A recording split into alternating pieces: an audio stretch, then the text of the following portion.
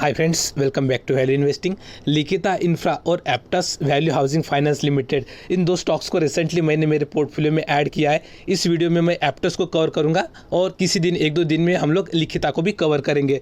मेरा ऐसा बिलीफ है कि स्मॉल कैप बोलिए या फिर माइक्रो कैप बोलिए, इसमें भी कुछ शेयर्स होते हैं जिनमें काफ़ी पोटेंशियल होता है फ्यूचर में ग्रो करने का और हमें अच्छे खासे रिटर्न दिलाने का। तो ऐसी कुछ शेयर्स को मैं एक्सप्लोर करते रहता हूँ। तो इसी अकॉर्डिंगली मैं ये दो शेयर्स के यहाँ पे आया हूँ। तो सबसे पहले मैं इस एप्टस को क्लियर करना चाहूँगा। लिखिता को हम लोग किसी दिन कवर करेंगे। वीडियो काफ़ी इंपॉर्टेंट होगा, शायद ये आपके पोर्टफोलियो में भी एक नया एडिशन हो सकता है अगर आप वीडियो को केयरफुली देखें और अगर आपको लगे कि हाँ यार इसमें हम लोग बनाया जा सकता है।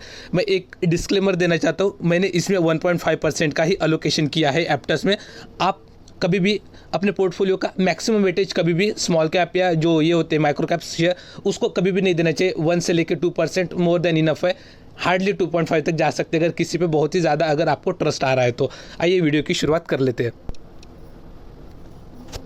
सबसे पहले मैं आपको बता दूं कि ऑलरेडी जो एप्टस का जो मैनेजमेंट है, उनके जो कॉन्फ्रेंस कॉल होते हैं आईपीओ के पहले का कॉल, तो उसको मैंने रीड किया है और उसके थ्रू मैंने कुछ चीज़ें गैदर की है। ठीक है, मुझे कंपनी प्रॉमिसिंग लगी है। कुछ इसके पॉजिटिव्स एज वेल एज कुछ निगेटिव्स में बताऊंगा मैं, और साथ ही में काफ़ी हेल्दी डिस्कशन होने वाला है। सबसे पहले अगर हम लोग इसके फंडामेंटल्स को देखें, ठीक है, तो इसका अगर आप मार्केट कैप देखते हैं तो 16,404 करोड़ का है। ठीक है, जो कि एक हम लोग बोल सकते हैं मिड लेवल के कैटेगरी का आता है। ठीक है, उसके साथ साथ अगर हम लोग इसका पी देखें तो स्लाइटली हमें दिखाई देगा कि जो इंडस्ट्री का पी है उससे थोड़ा सा ओवर वैल्यूड है, 75.3 का। लेकिन अगर आप इसको आवास फाइनेंशियल्स के साथ अगर कंपेयर करें, ठीक है, उसका भी कंपैरिजन हम लोग करेंगे थोड़ी देर बाद। तो अगर आवास फाइनेंशियल्स के साथ कंपेयर करें तो उससे थोड़ा सा हमें पी लगभग मैच होता हुआ या फिर उससे कम दिखाई देता है। ठीक है, अगर आप एचडीएफसी के साथ कंपेयर करेंगे तो उससे काफ़ी ज़्यादा है। रीज़न क्योंकि ये छोटी कंपनी ग्रो होने का काफ़ी ज़्यादा पोटेंशियल रखती है, इसकी वजह से यहाँ पे हमें पी थोड़ा सा स्लाइटली अबो दिखाई देता है। तो इसी वजह से हमें थोड़ा सा ये मूवमेंट जो है वो स्लो डाउन होते हुए दिखाई दे रहा है। किसमें? जो शेयर का जंप है उसमें। लेकिन ये मूवमेंट कब आएगा? वो आएगा रिजल्ट्स के बाद। कैसे, हम लोग उसको भी डिस्कस करेंगे। ठीक है, फिलहाल इसको आप समझ लीजिए। और इसके साथ अगर हम लोग देखें आरओई आरओसी 12.2, अभी ये करंट पैरामीटर्स के अकॉर्डिंगली, जिसमें कोविड का भी इम्पैक्ट है। बहुत सारी कंपनीज का अगर देखेंगे आप, एनबीएफसी जो है उसमें मोर देन 10% अभी दिखाई नहीं दे रहा है। एक पैरामीटर हो सकता है आरओई या फिर आरओसी, एक आध पैरामीटर मोर देन 12 है, लेकिन इसका मुझे अभी प्रॉमिसिंग लग रहा है। थोड़ा सा डिसअपॉइंटमेंट वाला पॉइंट जो है वो फेस वैल्यू 2 है, लेकिन जो कि ओनली प्राइस 330 का है, तो ये पोटेंशियल रखता है कि 3,000, 6,000, 10,000 भी चला जाए तो उसके बाद ये स्प्लिट दे दे तो इससे ज़्यादा कुछ मैटर नहीं पड़ेगा। ठीक है, डेट टू इक्विटी 1.15 का है। ये जनरली हमें डेट टू इक्विटी रेशियो जो है वो हाई दिखाई देता है क्योंकि एक एनबीएफसी कंपनी है, ठीक है, जो हाउसिंग फाइनेंस में ऑपरेट करते हैं। जैसे मैंने बताया कि इंडस्ट्री के पी के साथ अगर कंपेयर करें आप तो स्लाइटली आपको ओवर वैल्यूड लगेगा, तो उसका रीज़न भी हम लोग जानेंगे। ठीक है, मतलब जो इसके वाले फिनेंशियल्स है उसी से आपको एक क्लैरिटी आ जाएगा। ठीक है, कंपनी का अर्निंग पर शेयर अभी देखिए तो 23.5 का निकल के आता है और यहाँ पे प्रमोटर का होल्डिंग जो है 62.5 का है, प्लेज परसेंटेज नन है।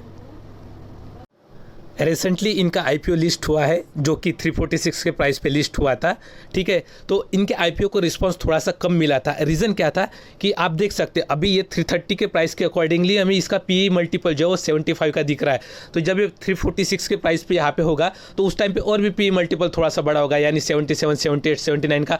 तो ये पीई मल्टीपल ज़्यादा होने की वजह से इनको रिस्पॉन्स कम मिला, यानी कंपनी ने जितना ज़्यादा हो सकता है वो वैल्यूएशन वहाँ पर रख दिया था। ठीक है, अभी वो वैल्यूएशन कब होगा? जब कंपनी परफॉर्म करेगी, उसी टाइम पे इसमें अच्छा खासा वैल्यू अनलॉकिंग होता हुआ दिखाई देगा। तो इसीलिए आप देख सकते हैं कि ये जो लिस्ट हुआ था ना जिस दिन, वहाँ से अभी भी हमें लेस जो प्राइस है वहाँ पे ट्रेड करता हुआ दिखाई दे रहा है। और एक अच्छा अपॉर्चुनिटी है हमारे लिए, क्योंकि ये अगर और कंसोलिडेट करता है ना तो हमारे पास अच्छा अपॉर्चुनिटी रहेगा और इसको एक्युमुलेट करने का। इसको हम लोग और कवर करेंगे, लेकिन अगर प्रोज में अगर देखते हैं आप तो कंपनी का जो 5 ईयर्स का जो प्रॉफिट ग्रोथ है वो मोर देन 65% का है। ये बहुत ज़्यादा होता है। इसको हम लोग फाइनेंशियल्स में कवर करेंगे, आपको स्लोली पता चलेगा जब हम लोग वाई ऑन वाई बेसिस के इसके रिजल्ट्स को कवर करेंगे। ठीक है, ये वाले क्वांस जो है वो 8.68% का मतलब प्राइस टू बुक रेशियो है बोल रहा है। तो जो कंपनी परफॉर्म करे डेफिनेटली वो थोड़ा सा हायर वैल्यूएशंस पे तो रहेगी। और ये है प्रॉफिट्स वगैरह, कंपनी डिविडेंड नहीं दे रही है तो जनरली स्मॉल कैप या मिड कैप कंपनी स्लाइटली नहीं देने का प्रेफर करती है क्योंकि वो ग्रोथ के ऊपर ज़्यादातर फोकस करती है। ठीक है, और आरओई जो यहाँ पे दिख रहा है 13.97, तो ये जो एनबीएफसी है उनका थोड़ा सा, जो भी हाउसिंग फाइनेंस में काम करते हैं तो उनका थोड़ा लो ही रहता है। सबसे पहले हम लोग इसके फाइनेंशियल्स चेक करेंगे वाई ऑन वाई बेसिस के, और उसके बाद इसको जो ये वाला आवास फाइनेंशियल्स है उसके साथ हम लोग कंपेयर करेंगे, देखेंगे कि कौन सा जो शेयर है वो मतलब जो पैरामीटर्स है उसमें थोड़ा सा फिट बैठता है, ठीक है। सबसे पहले अगर यहाँ पे हम लोग देखें तो ये 2017 का डेटा है, ये 2021 का है, ठीक है। तो यहाँ पे अगर आप सेल्स देखते हैं तो कंटिन्यूसली कंपनी ने सेल्स में इंप्रूवमेंट दिखाई है, यानी इन्होंने जो भी है सेल्स वगैरह अपने रेवेन्यूज़ वगैरह बढ़ाया है, ठीक है। इसके साथ साथ क्या प्रॉफिट्स भी बढ़े, तो यस प्रॉफिट्स भी हमें इंप्रूव होते हुए दिखाई दे रहे हैं। तो अभी सेल्स से इंपॉर्टेंट हमें होते प्रॉफिट्स, ठीक है। मतलब सेल्स के साथ साथ अगर प्रॉफिट अलाइंस है और अच्छे खासे रेट से अगर इंप्रूव हो रहे हैं तो उसी तरीके का हमें शेयर प्राइस में जंप देखने के लिए मिलता है। तो यहाँ पे अगर आप देखें नेट प्रॉफिट तो 37 करोड़ से ये बढ़ के 67 करोड़ हुआ है, ठीक है, 2018 में। यानी ऑलमोस्ट बोल सकते 75-80% के आसपास की, मतलब लगभग 80-90% के आसपास की जंप है। अगेन आप 67 से देखेंगे 112 काफ़ी अच्छी जंप है, ठीक है, जो भी 60% के ऊपर की दिखाई देती है। तो जो ये है प्रॉफिट्स है उसमें मोर देन 50% की जंप, यानी बहुत बड़ी बात होती है, ठीक है। तो यहाँ पे भी आप देखेंगे तो मोर देन 80% के आसपास का हमें जंप दिखाई दे रहा है। और डिस्पाइट कोविड-19, ठीक है, तो यहाँ पे इन्होंने ऑपरेशंस वगैरह अपने अच्छे खासे तरीके से चलाए हैं और ये 211 करोड़ से बढ़ के ये हुए 267 करोड़। तो यहाँ पे भी हमें अच्छा खासा एक जंप होता हुआ दिखाई दे रहा है, यानी कंपनी ने ईयर ऑन ईयर बेसिस पे ये नंबर्स जो है वो काफ़ी अच्छे प्रेजेंट किए। यही रीज़न है कि उन्होंने वैल्यूएशंस भी हाई रखा हुआ है और यही रीज़न है, इसी की वजह से ये इसने अभी तक मोमेंटम नहीं दिखा है। अभी इसमें मोमेंटम हमें कब दिखाई दे सकता है, जब ये अभी तो लिस्ट हुआ है, तो इसके बाद जैसे क्वार्टरली रिजल्ट्स आने चालू हो जाएंगे ना, तो उसके बाद हमें ये पता चलेगा। तो कंपनी अगर इस नंबर को अगर अच्छे खासे तरीके से अगर बीट कर पाई तो डेफिनेटली 75 का वैल्यूएशन जो है वो जस्टिफाइबल भी रहेगा और इसमें अच्छा खासा मोमेंटम भी हमें दिखाई देगा। अगर आप यहाँ पे सेल्स और प्रॉफिट ग्रोथ की अगर CAGR टर्म्स में देखें तो ये 3 ईयर्स में 47% का आता है, ये TTM वाला 27% है और 3 ईयर्स का 59, यानी इस सेल्स के साथ साथ रिवेन्यू भी जो है 3 ईयर्स के काफ़ी अच्छे तरीके से ग्रो हुए हैं, ठीक है। तो इसके ऊपर आपको ध्यान देना चाहिए और ROE भी कंपनी ने ठीक ठाक सा मेंटेन किया है। अभी इसका हम लोग कंपेयर करेंगे आवास फाइनेंशियल्स के साथ। तो यहाँ पे इसके पीयर लिस्टेड है जैसे HDFC, LIC हाउसिंग फाइनेंस, आवास फाइनेंशियल, एप्टस, हम लोग यहाँ तक ही रहेंगे, ठीक है। तो एप्टस और आवास का मेनली कंपैरिजन करेंगे। उसका रीज़न मैं बताता हूँ क्योंकि यहाँ पे इनके जो मार्जिन है ना सबसे ज़्यादा हमें दिखाई देते हैं एप्टस के और आवास फाइनेंशियल्स के, इसलिए हम लोग इसको कंपेयर करेंगे। इसकी मार्जिन में HDFC as well as LIC के साथ आपको कंपेयर करके बताऊँगा। इसके पहले शायद मेरी इससे थोड़ा सा मिस्टेकनली जो P है इसका एप्टस का वो 75 या 76 निकला था, यहाँ पे अभी हमें दिखाई देता है वो 61 ये करके, तो वो मिस्टेक थोड़ा सा आप करेक्ट कर लीजिए, ठीक है। तो यहाँ पे अगर हम लोग स्लाइटली अगर राइट साइड में चले तो यहाँ पे देखिए सबसे पहला कंपेरिजन हमारा रहेगा आवास फाइनेंशियल्स के साथ इंपॉर्टेंटली। तो आवास फाइनेंशियल्स से इसका वाला जो अभी ये है P है वो हमें कम दिखाई दे रहा है बाय मोर देन ऑलमोस्ट 12 या 13 नंबर से बोल सकते हैं, ठीक है। तो ये काफ़ी अच्छी बात है कंपेयर टू द एप्टस, ठीक है, और सॉरी आवास फाइनेंशियल्स। तो मार्केट कैप में इसमें कितना डिफरेंस है अगर आप देखें तो आवास फाइनेंशियल्स का 22,000 का आ जाता है और इसका 16,400 का। तो यहाँ पे हमें क्लियरली दिखाई देता है कि एप्टस का मार्केट कैप थोड़ा सा हायर है, लेकिन मैं ये बिलीव कर रहा हूँ कि 1 साल या 2 साल में अगर एप्टस ने अच्छा खासा परफॉर्मेंस दिखा दिया तो क्वाइट पॉसिबल है कि ये आवास फाइनेंशियल्स के आसपास आ जाए या फिर उसको भी बीट कर दे, ठीक है। LIC के साथ अगर आप कंपेयर करें तो LIC का P देखिए और HDFC का P देखिए, ये काफ़ी लो है क्योंकि इसमें मैक्सिमम जो ग्रोथ है ना वो ऑलरेडी हो चुकी है। अभी हम लोग अगर थोड़ा सा और स्लाइड करें तो यहाँ पे देखिए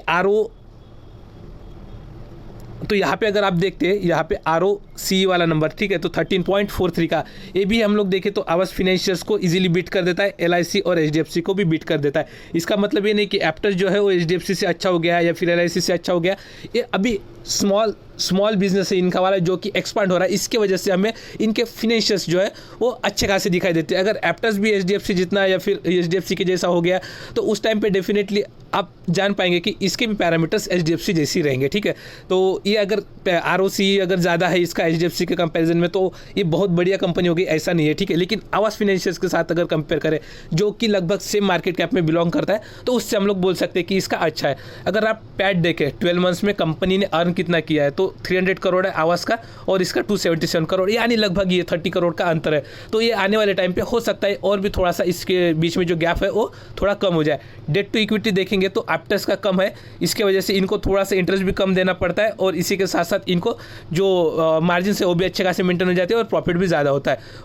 और अगर आप ROE की बात करें तो यहाँ पे देखिए 14.48, अगर इसके पीयर के साथ कंपेयर करें तो इसका ही एप्टस का ही हमें अच्छा खासा दिखाई देता है। इसके बाद जो इंपॉर्टेंट जो है तो यहाँ पे देख सकते हैं आप ऑपरेटिंग प्रॉफिट मार्जिन, ठीक है। HDFC जहाँ पे 33% का ही मार्जिन निकाल सकते हैं वहाँ पे एप्टस जो है 84% का निकालती है, ठीक है। आप आवास के साथ कंपेयर करेंगे तो ये मोर देन 10% के आसपास का ऑपरेटिंग प्रॉफिट मार्जिन में डिफरेंस है, जो कि काफ़ी ज़्यादा होता है। ठीक है, अभी ओपीएम में ज़्यादा क्यों ले पाते हैं एप्टस, तो इसका मैं आपको रीज़न बताता हूँ। जो कि ये जो मैनेजमेंट का कॉल होता है उसमें मैंने जो ये किया था, रीड किया था, तो ये क्या है, एप्टस जनरली जो रिटेलर्स है ना, मतलब जो सैलरीड एम्प्लॉयड है ना, उनको ज़्यादातर ये लोन देते हैं।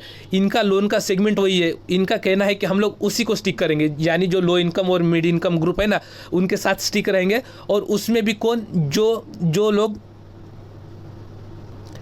जनरली सैलरीड है या फिर लो बिजनेसमैन है, ठीक है, उनके साथ स्टिक रहते हैं। इनका कोई भी इंटरेस्ट नहीं है कि ये लोग बिल्डर्स वगैरह का लोन दे, क्योंकि बिल्डर्स को अगर देते हैं तो इनका जो रेवेन्यू है वो काफ़ी हद तक बढ़ सकता है, लेकिन प्रॉब्लम ये रहेगा कि इनका एनपीए ज़्यादा आ सकता है। ठीक है, अगर किसी ने डिफ़ॉल्ट कर दिया तो इनका जो अभी का ये है एनपीए तो 0.7 से 0.8 है जो रिटेल के लिए है, और शायद ये बिजनेसमैन वगैरह जो होते हैं छोटे मोटे जो बिजनेसेस के लिए देते हैं तो उसके लिए 0.8 या 0.9 के आसपास है। तो इनका वाला ये डेफिनेटली कि 1% के अंदर ही इनका वाला एनपीए, जो कि एक बोल सकते हैं कि इंडस्ट्री में काफ़ी अच्छे लेवल पे दिखाई देता है। ठीक है, अगर इनके वाले अगर हम लोग सेल्स ग्रोथ और प्रॉफिट ग्रोथ की बात करें तो इस सेल्स ग्रोथ देखिए 3 ईयर्स में 46, और इस साल का अभी ये कोविड की वजह से इंपैक्ट हुआ, इसकी वजह से आपको ये नंबर डाउन दिख रहा है। क्वाइट पॉसिबल है कि फ्यूचर में ये नंबर इजीली इंप्रूव हो जाए। तो अगर आप आवास के साथ कंपेयर करें तो ये दोनों भी इसमें, मतलब जो 3 ईयर्स का सेल्स है और 1 ईयर का है, दोनों के इसमें इसको बीट करता है आवास फाइनेंशियल्स को। और इसके साथ तो छोड़ ही दीजिए एचडीएफसी और एलआईसी, क्योंकि ऑलरेडी वो बहुत लार्ज कंपनीज बन गई है और उनको थोड़ा सा ज़्यादा मेहनत लगता है परसेंटेज में ये सेल्स वगैरह ज़्यादा दिखाने के लिए। और लास्टली हम लोग अगर प्रॉफिट ग्रोथ की बात करें तो 3 ईयर और करंट वाला, तो 3 ईयर में ये 58 है और करंट में 26, दोनों भी नंबर में ये आवास फाइनेंशियल्स को बीट करता है। तो इसीलिए मेरा ये चॉइस बन गया है, क्योंकि ये लोग ज़्यादातर एनपीए के ऊपर फोकस कर रहे हैं कि एनपीए न बढ़ाते हुए किस तरीके से हम लोग सेल्स बढ़ा सकते हैं। अभी इसको जो है थोड़ा सा वैल्यूएशंस ज़्यादा लग रहा है लोगों को, साथ ही में क्या है, इसको थोड़ा सा जो एक्सपोजर है वो कम देने का इसलिए भी हो सकता है किसी जो इंस्टीट्यूशनल इन्वेस्टर इनका। इसके पीछे एक रीज़न है कि इनका जो प्रेजेंस है ना 3 से 4 स्टेट में ही है। ठीक है, एक तो तेलंगाना आता है, दूसरा आता है आंध्र प्रदेश, तीसरा आता है चेन्नई वाला जो रीजन है ना तमिलनाडु, ठीक है, तमिलनाडु में, और फोर्थ आता है कर्नाटका में। ऐसे 4 रीजन में।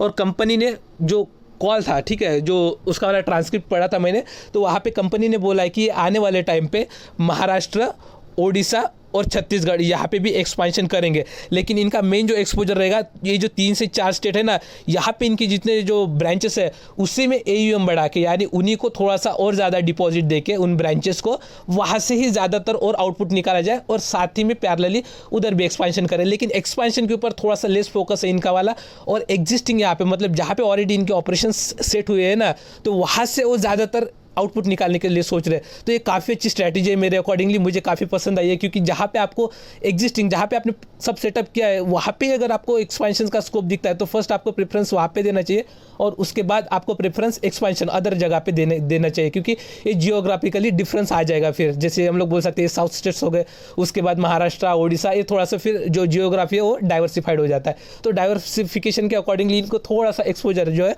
वो थोड़ा कम मिल रहा है, ऐसा मुझे लग रहा है। लेकिन बाकी सभी पैरामीटर्स को अगर देखा जाए तो ये काफ़ी अच्छे से फुलफिल करता है। अभी थोड़ा सा चार्ट पे एक बार हम लोग क्विकली ओवरलुक करते हैं। अगर करंट मार्केट प्राइस देखें तो ये जो इसका इश्यू प्राइस था ना, ठीक है, तो वहाँ से नीचे ट्रेड कर रहा है, तो एक अच्छा अपॉर्चुनिटी है मेरे अकॉर्डिंगली इसको लेने का। आप चाहे तो इसको 310 से लेके 330 ये जो जोन है इसमें जितना चाहे आप उतना एक्यूमुलेट कर सकते हैं, लेकिन आप केयरफुली 2% से ज़्यादा अलोकेशन नहीं होना चाहिए। मैंने क्लियरली बोल रहा हूँ, मेरे पोर्टफोलियो में 1.5% का यहाँ पे वेटेज इस स्टॉक को दिया हुआ है, ठीक है।